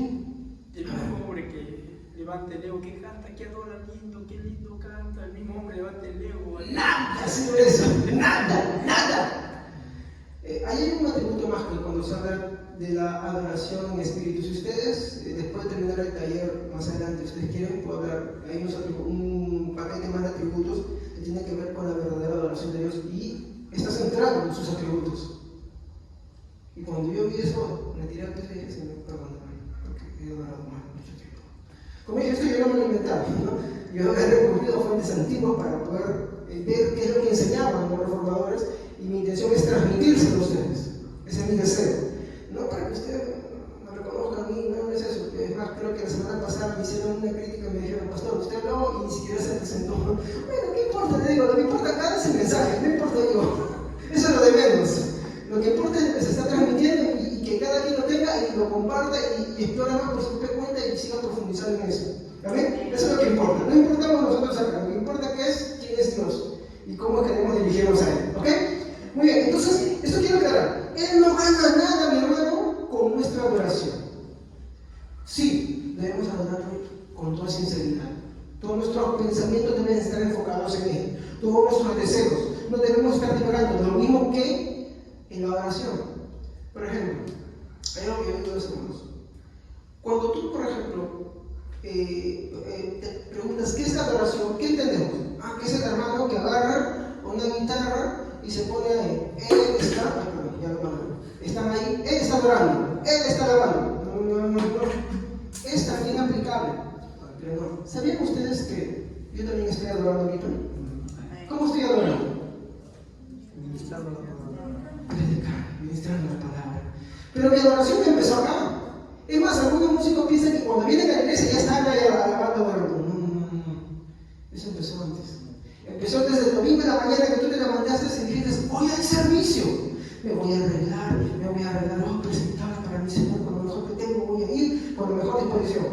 Él está adorando. Pero si tú te levantas de mala gana, se predica tú no estás adorando. Llegas acá, tampoco sigues adorando, no estás haciendo nada, estás ofendiendo a Dios más bien. ¿Se dan cuenta de eso? Una predicación, igual. Yo quiero ser sincero, a mí se me dificulta mucho predicar. Si yo no tengo una guía, yo soy así, panorámico. Hablo muchas cosas y no hablo nada al final. Entonces, estudio, me cuesta días, tomar mis notas, revisarlas, me cuesta, pero como aprendí de un pastor que dijo, eso cuando tú lo haces con toda disposición y sabiendo que lo estás haciendo, tu adoración ya está empezando ahí. Tu adoración empieza ahí. Y cuando tú vienes a predicarla, sigues adorando.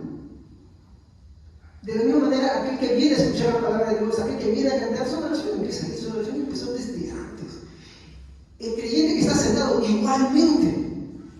¿No? Entonces, ya eso cambia el panorama de las cosas como las vemos, ¿no me equivoco? Cambia ese mundo.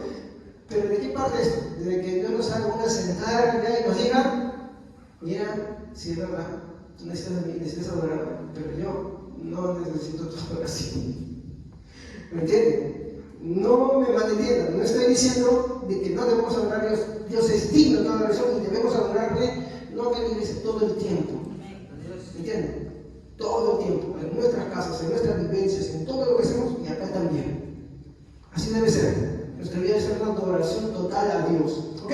Pero la verdad, hay que ser sinceros, es que Dios no necesita que le ofrezcamos nada de esas cosas y que Dios no gana nada con nuestra adoración. Que Él no necesita nuestra adoración. Por eso que leímos en Hechos, capítulo 17, versículo 25, ¿no?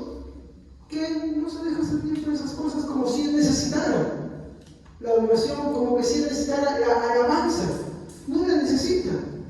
No está diciendo que no haya. Pablo nunca dijo que no haya que adorar a Dios, ¿no?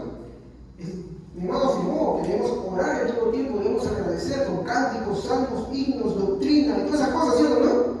En todo tiempo, o dijo un tiempo. En todo tiempo. Pero entendiendo de que Dios no la necesita. Así hay que entenderlas.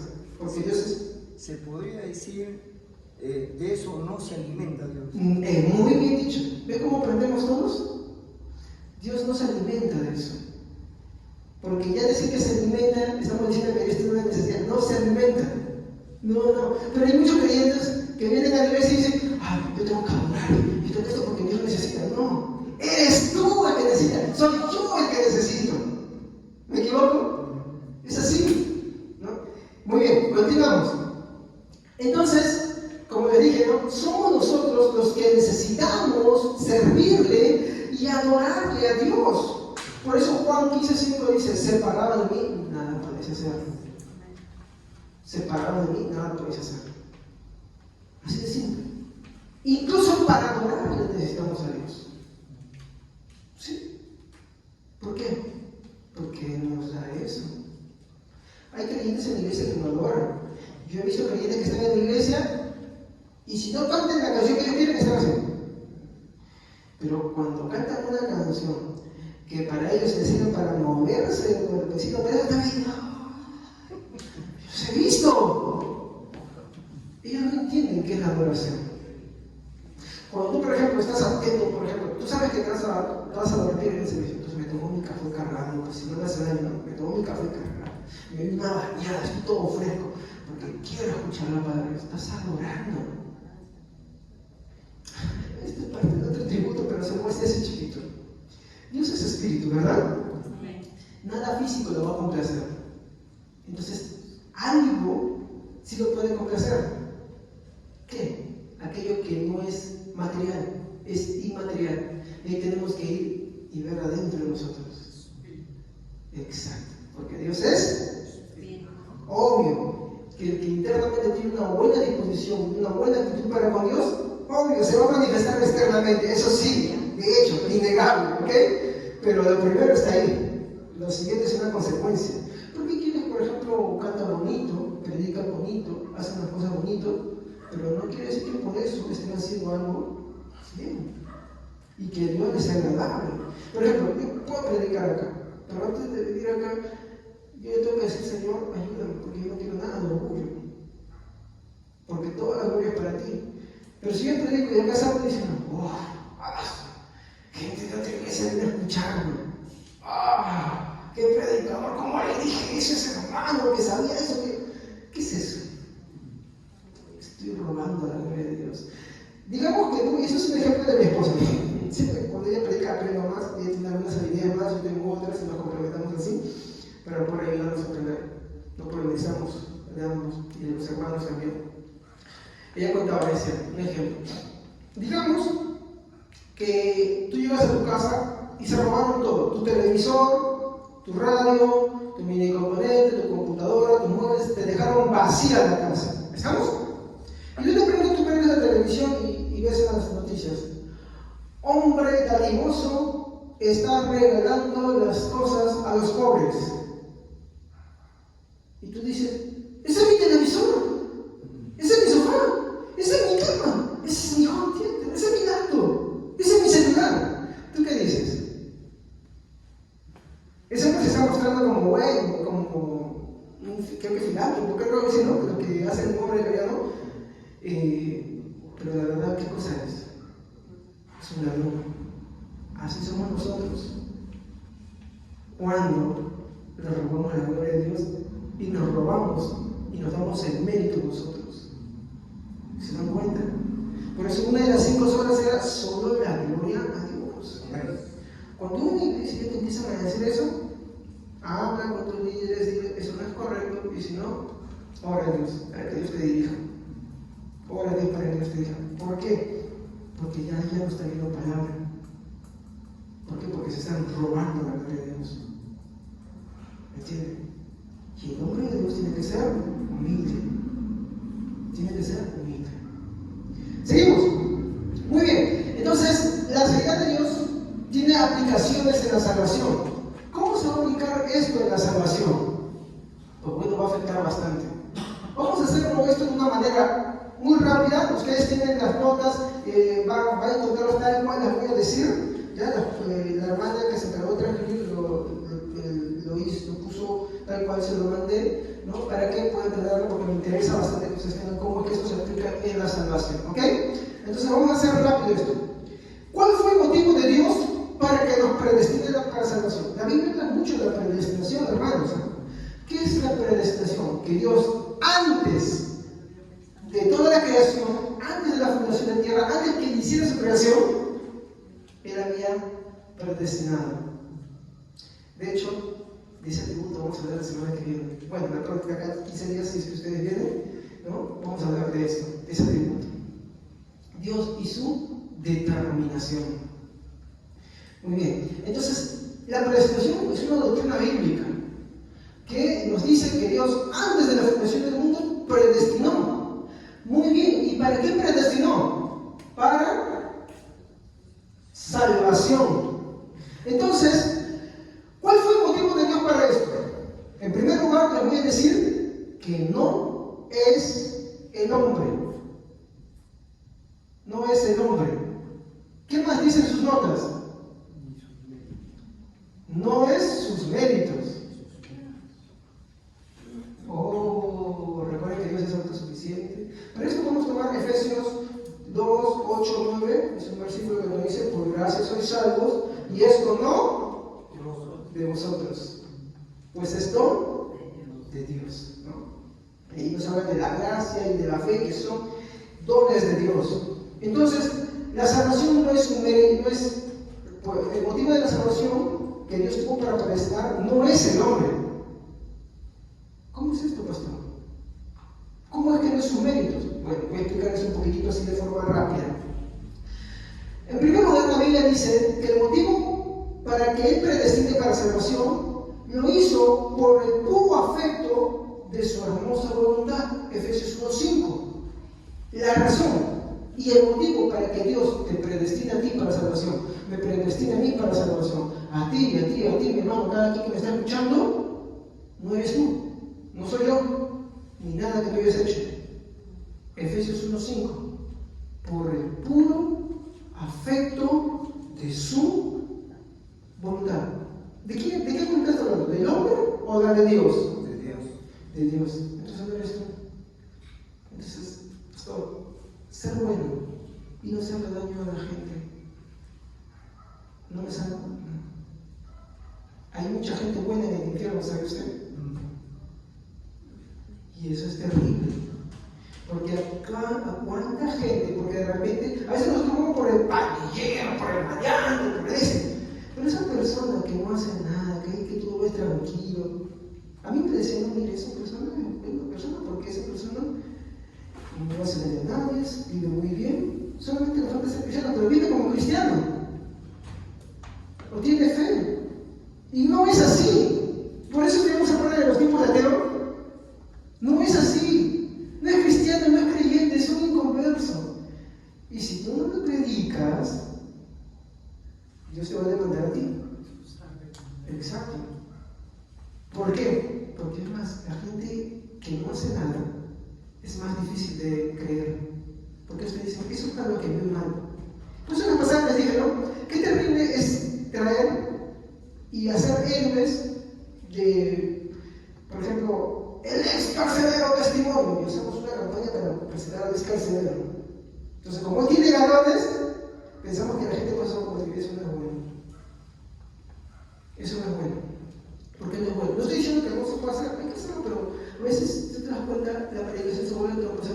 Y yo estaba así, y yo era así, y yo hacía eso así. Si está predicando así mismo, no se han dado cuenta. Y la predicación del altar debe ser para hablar de quién. De Dios. Exactamente, tiene que ser cristocéntrica. El efecto perjudicial es que mucha gente empieza a creerse eso y dice, bueno, el evangelio de verdad para ir en el estado. Yo no estoy en la iglesia porque ya vivo bien. ¿Saben por qué peligroso es? Pues tenemos muchos hijos cristianos que en la iglesia después se apartan. Pregúntese, ¿por qué muchos hijos de cristianos se apartan? ¿Por qué nuestros hijos y hijas se van apartando del evangelio? Porque ellos han olvidado una doctrina que se predicaba antes, que se llamaba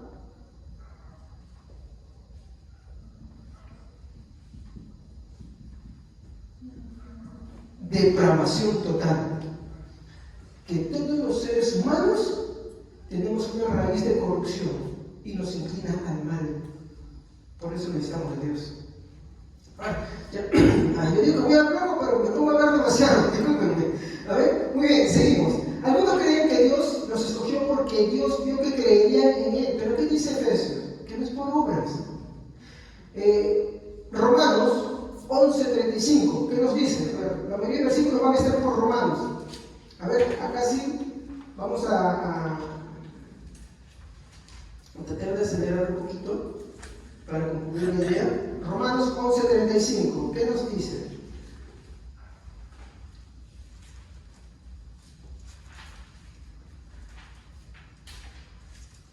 Dice, ¿quién ha dado primero a Dios para que luego Dios le pague? Pregúntese esto, miren, Romanos 11:35 es un versículo que casi no se nombra. ¿Quién le ha pagado a Dios? ¿O quién ha dado primero a Dios para que luego Dios le pague? Pónganse a pensar eso. Si la Biblia dice que Dios nos predestinó para salvación antes de la fundación del mundo, ¿no pónganse a pensar? ¿El hombre existió antes que Dios? No. Porque Dios es primero que todo, antes que toda la creación. Entonces, Pablo dice, ¿quién le ha dado a Dios algo primero para que Él le pague? La respuesta es nadie. Entonces, creer que Dios nos escoge o nos predestina para salvación porque vio que creeríamos en Él, o sea, creer es que nosotros, cuando Dios agarra una máquina del tiempo, va al futuro, ¿no? Como ver el futuro, ve, hermanita, ¿su nombre? Patricia. La hermanita Patricia, mucho gusto, hermana. Entonces ve que Patricia va a creer y se vuelve al pasado y dice, voy a escoger a Patricia porque yo he visto que va a creer en mí. Pero ¿cuál es el problema de eso? Que estamos diciendo que hubo algo que Dios no conoció. Y Dios conoce todo desde la eternidad pasada, porque siempre lo conoció. Nunca hubo algo que no conoció. Entonces, decir que Él vio en el futuro y que porque íbamos a creer, por eso nos predestinó es incorrecto. ¿Qué dice Efesios 1:5? Que Él nos predestinó por su puro afecto. Que el motivo de que nos escogieran para salvación estuvo en ¿quién? En Dios. ¿Y eso que nos quita a nosotros? Cualquier mérito. Muy bien. Continuamos.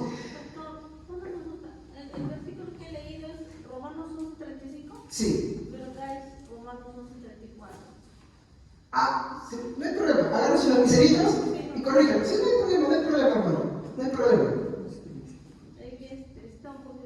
Sí, no hay problema. Todo, de hecho, yo también cometo errores a veces y también, o sea, pregunto por ser hermano, de lo que prediqué, ¿hubo algo? Incluso lo que yo predico, lo escuché, pues dije algo que no debía decir. Ay, Señor. Deseamos a todos. Pero que sea la gloria para Dios. Que sea la gloria para Dios. Lo bueno para ellos, nosotros nos quedamos con los defectos. Amén. Así que no hay problema en eso, hermano. Así que ahora nomás escriban encimita y está bien. Muy bien. Continuamos. Entonces, otros apelan a que por entender uno puede creer en Dios.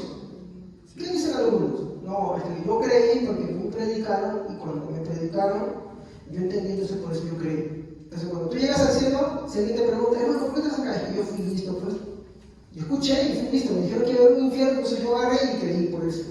¿Se dan cuenta de las implicaciones? Al final es una salvación por obras. El autor de la salvación fuiste tú y no Cristo. ¿No? Y eso es peligroso. Y eso se enseña demasiado en estos días. Y hay que entender, mi hermano, que la Biblia dice en Romanos 3, 9 y 11. Perdón, a ver, vayamos a Romanos capítulo 3. En el capítulo 3, versículo 9 al 11. ¿Qué pues somos nosotros mejores que ellos? En ninguna manera, pues ya hemos acusado a judíos y a gentiles, que todos están bajo pecado. Continúo, ¿no? Sí, hasta el 11. Está escrito, no hay justo ni aun uno, no hay quien entienda, no hay quien busque a Dios. Todos se desviaron a una, se hicieron inútiles, no hay quien haga lo bueno, no hay ni siquiera uno. ¿Qué es lo que dice? No hay, mire, quien entienda y como consecuencia ni busque a Dios. Mire eso. Y finaliza diciendo, ni siquiera, póngase a pensar usted, ¿cuántas veces le predicaron el Evangelio antes de que usted fuera creyente? ¿Por qué no creía? Porque no éramos buenos. Nunca fuimos buenos. La causa de que usted crea es que Dios tuvo que venir a su vida, y por eso es que cuando vemos la historia de Nicodemo pensaba que era creyente, decía que era creyente, tenía la Torá en su pero Jesús le dice un desinflón rápido: Nicodemo, si tú no naces de nuevo, no dice, no puedes entrar, dice, no puedes ni siquiera ver. No puedes ver. Y Nicodemo dice, ¿cómo puede un hombre nacer? Es muy imposible. Porque eso posible solamente lo hace Dios y lo hace por su Espíritu Santo. Por eso la causa de que nosotros seamos creyentes y la diferencia de cómo antes tú escuchabas y no podías y no creías y de pronto te hablaron la palabra escuchando por ahí o un medio diferente llegó hacia ti pero que te hablaba del Señor y tú empezaste a creer, no estuvo en la persona que te predicó tan bonito o que tan bonito tratado fue, sino que fue Dios que ya había determinado antes que en determinado momento tú creerías. ¿Y qué hizo? Mandó su Espíritu Santo y Él regeneró tu vida, cambió tu naturaleza, ya que antes tú no podías entender, para que ahora sí puedas entender y puedas creer. Por eso Efesios 2:8-9 dice que la gracia y la fe son un don de Dios. ¿Qué es un don? Es un regalo, pues. La obra del Espíritu Santo. Exacto. No podemos ser creyentes sin la obra regeneradora del Espíritu Santo. Obvio, nosotros tenemos que predicar, tenemos que orar, pero la labor al final la hace el Espíritu Santo. Así es. Muy bien, seguimos. Entonces, bueno, también hay un texto, ¿no? La hermanita que justamente mencionó, ¿no? Y ahí sigues 11:34, Romanos 11:34, es que nadie influenció a Dios para escogernos. Él lo hizo porque Él así mismo quiso. Eso es Romanos 11, ahora sí es 11:34. Es 11:34. ¿Qué dice el 11:34? Amén. ¿Quién conoce la mente del Señor? ¿Quién puede darle consejos a Dios?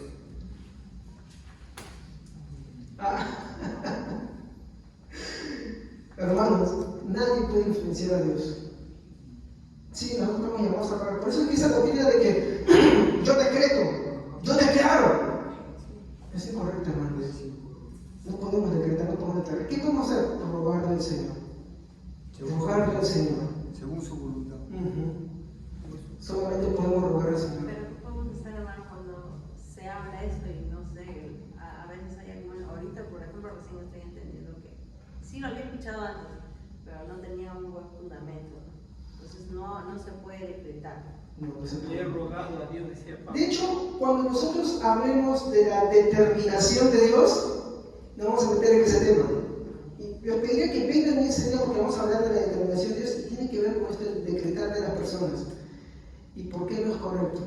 ¿Y por qué es una ofensa tan grave contra Dios? Son, como digo, atributos de Dios que muchas iglesias que se enseñan de Dios, tú preguntas, ¿y alguna vez te han enseñado qué es el atributo de la determinación de Dios? Un grillo total.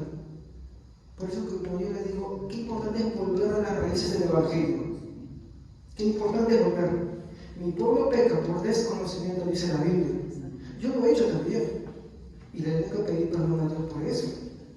¿No? Por eso, como les dije, nosotros no podemos decretar a Dios. No podemos, ¿por qué? Porque estamos mandando a Él. ¿Y qué hemos dicho sobre Él? ¿Qué dice este versículo?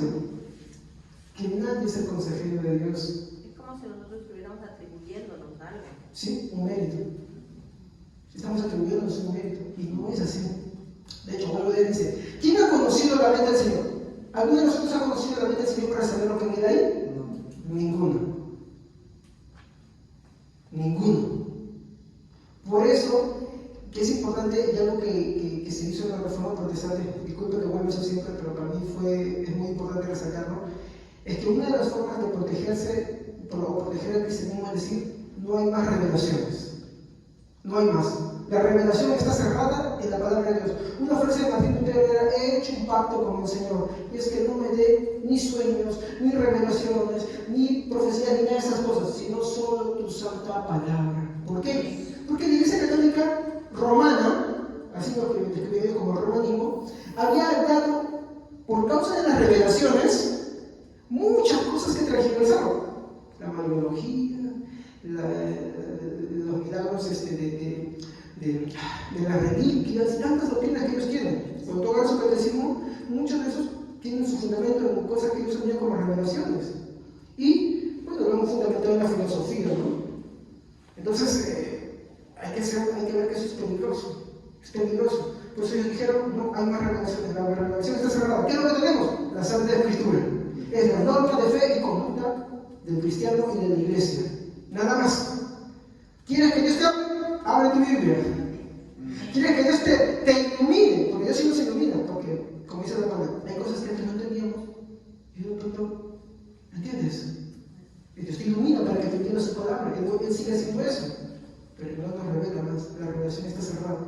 De hecho, toda iglesia que cree en las revelaciones tiene un riesgo siempre a tratar de empezar a poner la revelación por encima, y hablas de revelaciones y no hablas de la Biblia. Entonces cuentas de lo que el Señor te mostró en sueños, y de pronto el Señor te llevó al tercer cielo, y te mostró que hay un cielo, y de pronto bajaste al infierno, y te dice, oye, es por ahí, y un montón de cosas. Nos pasaríamos todo un servicio hablando de eso, y es peligrosísimo. Ahora, yo no digo que Dios no le pueda hablar a una persona, sí lo puede hacer. Dios es Dios, hay un poco de límites. Pero hay que entender por qué nos dejó esto. Hay que entender. Y que por encima de esto prima esto. ¿Me entienden? ¿No? Y esa postura fue para proteger a la iglesia de todo eso. Tristemente hoy la iglesia, aunque hablan en contra del catolicismo, se ha vuelto igual que ella. De verdad. ¿No? Un poquito de historia y van a ver por qué cayeron ellos. Igualmente le pasa a la iglesia cristiana, por eso la apostasía crece. Crece y aumenta terriblemente. ¿No? Bueno, continuamos. Otros creen que Dios se autolimita, y esto es fuerte. Por favor, busquemos Job 23. Job 23, ayúdenme con esto. Job 23, versículo 13 al 14. Algunos creen que Dios se autolimita ante ante el libre albedrío del hombre. Esto es un atentado contra la seguridad de Dios. Entonces muchos dicen, no, mira, yo tengo mi libre albedrío, entonces cuando Dios va a agarrar y va a hacer algo, cuando sabe qué, hace nada más. Incluso en las películas que me enseñan, ¿no? Cuando, por ejemplo, hay una película que se llama Todopoderoso, con Jim Carrey, ¿no? Y Morgan Freeman, que dice, no, mira, ¿sabes cosas? Hay una cosa con la cual no te puedes meter, no te metas con el libre albedrío de las personas, porque el libre albedrío está por encima de todo. Al hombre no le gusta que altere su libre albedrío, no le gusta que afecte, pero miren lo que dice la Biblia. Job, vayamos a Job. ¿Qué dice Job? 23, 13 a 14. A ver quién lo puede ver, hermanos. Amén. Pero Él es soberano. ¿Quién puede hacerlo desistir? Lo que Él quiere hacer, lo hace. Hará conmigo lo que ha determinado. Todo lo que tiene pensado, lo realizará. Amén. ¡Wow! ¿Es fuerte o no es fuerte? Entonces, ¿cómo es que yo, mi libre albedrío es el que manda y Dios se tiene que autolimitar? Entonces Dios no es todopoderoso, no puede hacerlo. Pero este saca filosóficamente diciendo, no, es que Dios, como es todopoderoso y es bueno, se autolimita. Hay algo que les dije sobre las leyendas de los atributos, y es que ningún atributo anula al otro. ¿Estamos? Y ahí tenemos que ver este pensamiento. Mi libre albedrío, ante el libre albedrío de Dios, se anula el mío. Dios determina. Por ejemplo, Pablo había sido preso para salvación. En su libre albedrío estaba haciendo lo que él quería. Perseguía a los cristianos, los metía a las cárceles. Y de pronto, ¿quién eres, Señor? Soy Jesús a quien tú persigues. Se cayó. Lo regenera. ¿Qué quieres que haga? Y 3 días ayunando, llorando y demanda cada día. Ora por él. Y dile cuán necesario sufrir por mi causa. De perseguidor a perseguidor. De perseguidor del Evangelio a predicar el Evangelio. ¿Quién explicó mejor el Evangelio que Pablo? ¿Sí o no? Miren, es que tenemos que entender que nosotros, si dice el Señor, nos creó libres, somos libres dentro de nuestra propia naturaleza. Para creer en Cristo, no tenemos libertad moral. Nadie puede creer así nomás. Por eso que Jesús cuando dice, si el Hijo os libertare, seréis verdaderamente libres. Cuando el hombre, cuando Adán está en el huerto del Edén y él peca, antes de la caída él tenía libertad. ¿Libertad para qué? Libertad moral para acercarse a Dios, como para alejarse. ¿Y qué escogió él? Alejarse, desobedecer. Después de la caída, él tiene ahora la incapacidad de dejar de pecar. ¿Y qué dice Romanos? Por cuanto un hombre pecó, todos. Y para eso aparece el postrer Adán. ¿Quién es ese postrer Adán? Y él dice, a quien el Hijo libertad sería realmente libre. Pero realmente libre ¿para qué? ¿Qué es lo que el hombre no puede? ¿Qué es lo que hemos visto? El hombre no entiende, el hombre no puede, el hombre no quiere. Cuando está Nicodemo, ¿qué le dice? Si no naces de nuevo no puedes entrar. ¿Cómo puedo hacer esto? Quería, pero no podía. ¿Y qué le dice? El Espíritu Santo. Si el Espíritu Santo no te regenera, no puedes. ¿Qué hace el Espíritu Santo? Te da ahora sí la verdadera libertad. Y con esa verdadera libertad tú puedes, ahora sí, regenerar y cambiar tu naturaleza. Recién puedes decir, Señor, aquí estoy. Les pongo así. Esto es un pastor, se llama Zucker Chan, que dice, digamos que en esta habitación tenemos un gallinazo y tenemos una paloma. No, la paloma no, porque es una paloma medio carroñera también. Tenemos un canario, ¿ya? Y yo pongo el piste por acá y pongo carroña para acá. ¿A dónde se irá el gallinazo? La carroña la madura, la podrida, ¿no? Y el canario, si ve a la carroña, él no come carroña, la mata. ¿A dónde va? Al piste, porque es su naturaleza. Su naturaleza le impide al carroñero comer el piste. Y su naturaleza al canario le impide comer carroña. Va al piste, ¿sí o no? Así somos nosotros. Nuestra naturaleza es pecadora, es enemigo de Dios. Eso dice Romanos, está en contra de Dios. Y Él tiene que regenerarnos y darnos libertad verdadera para ahora sí poder recoger. Pero al final, esa libertad verdadera no nació en nosotros. ¿En quién nació? En Dios. ¿Y quién lo lo hizo? Dios. ¿Se da cuenta? Entonces, decir esto que Dios se autolimita su libre albedrío por el nuestro es incorrecto. No es correcto. No es correcto. No sucede así. Es Dios que nos libera. Por eso dijo, al que dijo libertad seré verdaderamente libre. Pastor, hay un texto que dice, entonces serían los tiempos y las sazones de Dios. Sí, cuando Él termina. Yo sé que esto suena duro, pero es así. Es así. ¿Qué podemos hacer? Orar y predicar. Orar y predicar. Nosotros no sabemos que aquí Dios determinó. No lo sabemos. ¿Tú lo conoces? No, yo tampoco. Pero por eso que tenemos que hacer, predicar. Y esa persona que de repente te escucha termina, tiene que seguir predicando, porque tú no, como ese pastor había dicho, tú no sabes cuál es el momento y el tiempo que Dios determinó. Por eso pregúntese usted. Yo me acuerdo que me cuentas un predicador del Evangelio. No me importaba, pero de pronto hablaron de Dios y vamos a la iglesia, pues. ¿Quién hizo eso? Exacto, no fui yo, porque antes no me importaba, porque ahora sí me importó. ¿Qué pasó? El Espíritu Santo te libera para eso. ¿Se dan cuenta? Pero aún esa libertad, mi hermano, pues es una forma de decir, pues, Dios me obra. ¿Ok? Y eso es bonito porque magnifica a Dios y te evita a ti caer en peligros de orgullo. ¿No? Continuamos. Gracias, pastor, por lo que nos ha añadido ahorita. Es muy bueno. Entonces, como Dios es autoexistente, autosuficiente, es libre de actuar sin influencia y coacción alguna. Eso lo hemos leído en Romanos, versículo 36 hemos leído. Dice así, porque todas las cosas proceden de Él y existen por Él y para Él. A Él sea la gloria por siempre. Amén. 11:36. Él actúa sin coacción. Él es libre para actuar, Él no es como nosotros. De hecho, la seriedad de Dios es lo contrario a nosotros. Él es autosuficiente, ¿no? Porque Él no tiene necesidades, pero nosotros sí. ¿Y cuáles son las necesidades que el hombre tiene? Pero como el hombre es enemigo de Dios, ¿qué hace? Lo llena con otras cosas. Lo llena con mujeres, lo llena con alcohol, lo llena con hombres, lo llena con sus hijos, otros con obras de caridad también. Yo digo que hay que hacer la caridad, hay que hacerlo, ¿sabes? Si no, Dios nos va a juzgar también. Pero lo llena con muchas cosas. Eso no te hace creyente. Incluso se hace algunas cosas. Pero el hombre busca llenar su vida con muchas cosas. ¿Lo has visto? Pasatiempos, ¿sí o no? Otros en fútbol, ¿no? Hay cristianos que dicen, yo quiero ser para predicar el evangelio, ser futbolista. ¿Qué fútbol? Predicar el evangelio, quieren hacer lo propio suyo, vivir su propia vida. Con eso, no es así. ¿No? Entonces, el hombre busca llenar su vida y su corazón con esas cosas. ¿Por qué? Porque aunque él tiene una necesidad que es Dios, porque Dios lo creó, como es enemigo de Dios, no quiere, se niega y no entiende.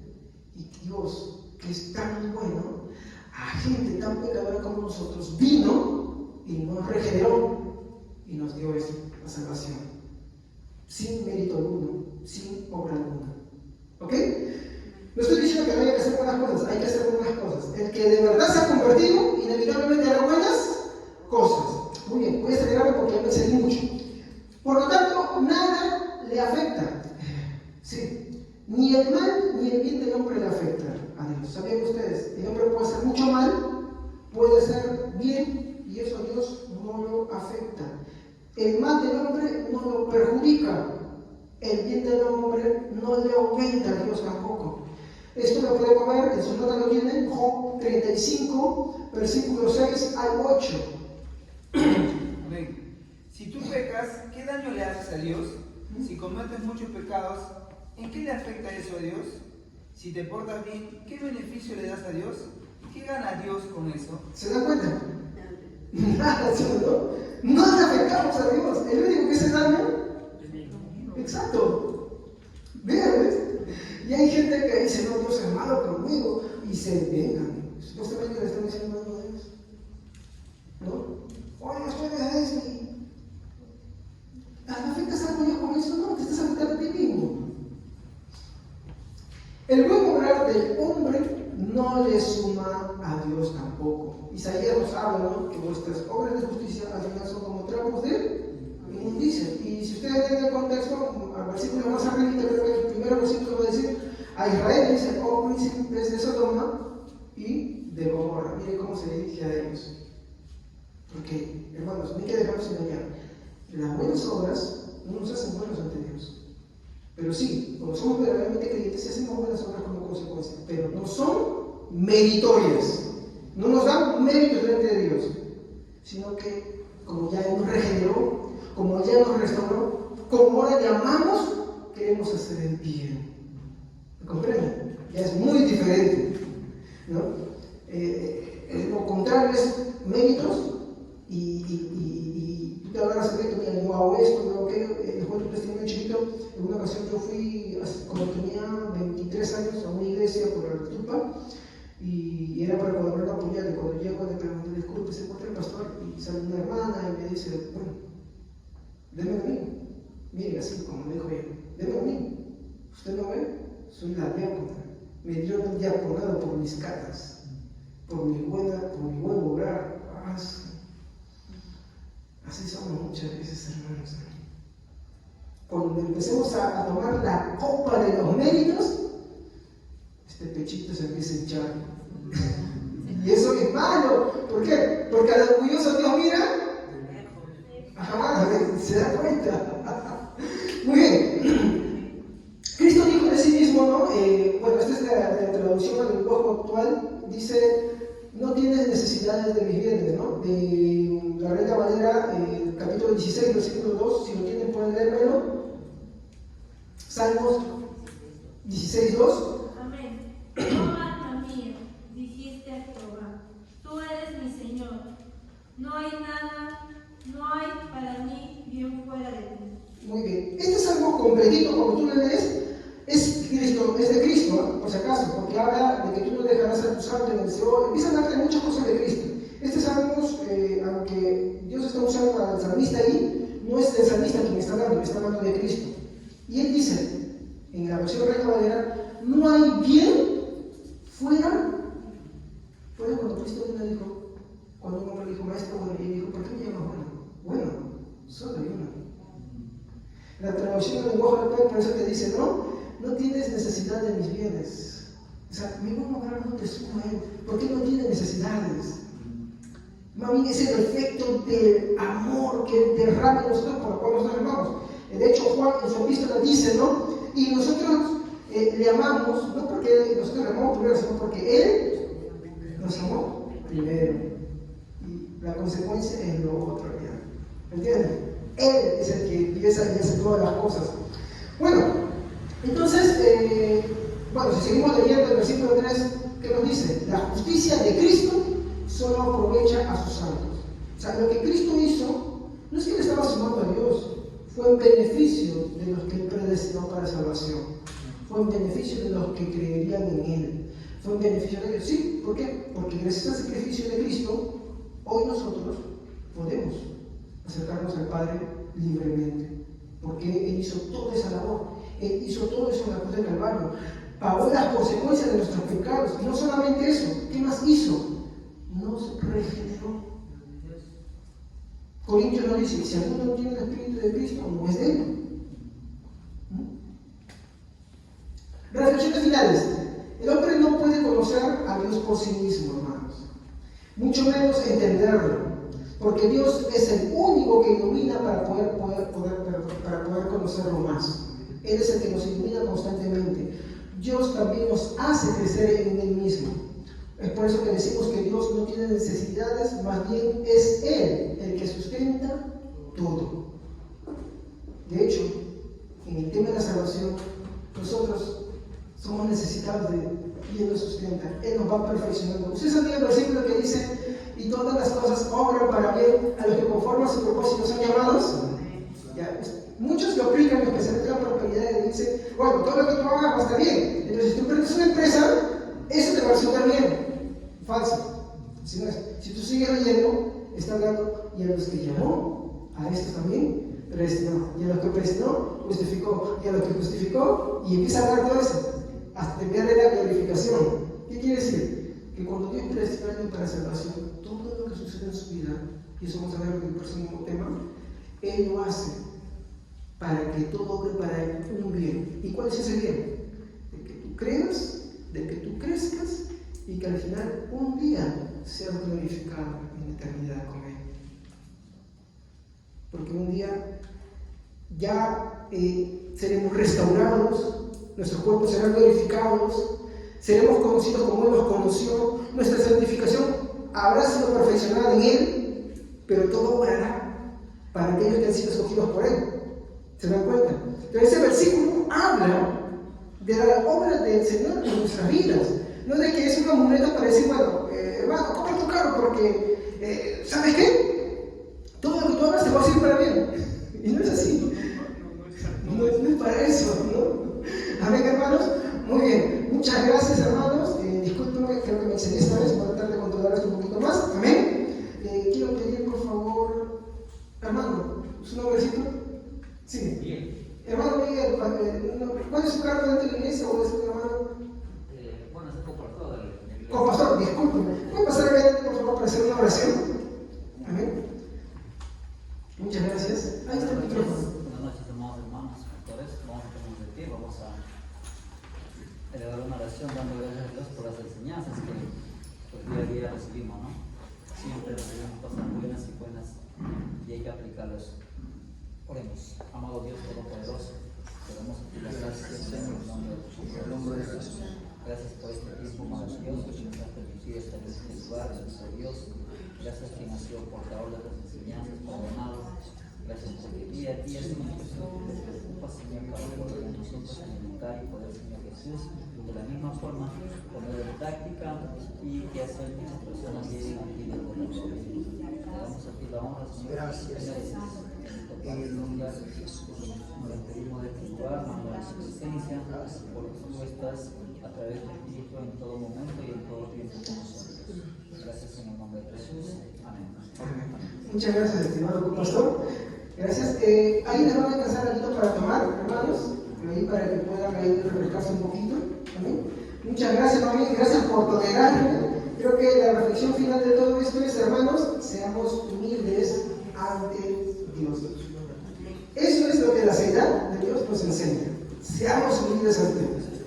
Porque eso es el mal que más nos adquiere en la iglesia de Dios. Mucho orgullo, mucho altiveza, y no nos ayuda a eso. Eso más bien es una trampa. Así que, si algo vamos a concluir también al final, es que la seriedad nos enseña que tenemos que ser humildes ante Dios. Amén. Muy bien. Ahí viene el levanto mando, ¿no? ¿Tienen alguna pregunta sobre el tema? Sé que hay muchas cosas a veces no he podido. Yo tengo un defecto en la congregación, tiendo a veces a predicar hora y 40, 2 horas, ¿no? Y trato de medir más todavía eso, trato de controlar eso. Porque cuando estudio la palabra de Dios, veo que hay muchas cosas que dice. Y a veces mis temas están muy cargados y no bajan de parte, ¿no? Entonces, pido disculpas si de repente alguno se va, no sé, que es muy largo, todo eso, ¿no? Voy a tratar de ajustarlo más. Así que, gracias. Muchas gracias. Galletita, una galletita si entras esto.